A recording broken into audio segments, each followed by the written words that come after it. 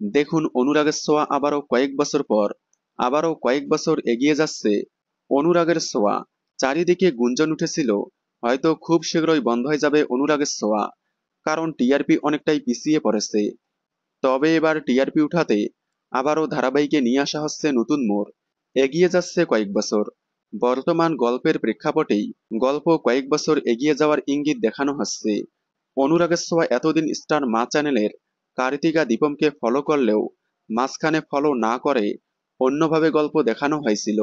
তবে 5 বছর লিপ নেওয়ার পর, সোনারূপা বড় হওয়ার পর অনুরাগের ছোঁয়া আর কার্তিকা দীপমকে ফলো না করে স্টার প্লাসের অন্যতম জনপ্রিয় ধারাবাহিক অনুপমাকে ফলো করতে শুরু করে।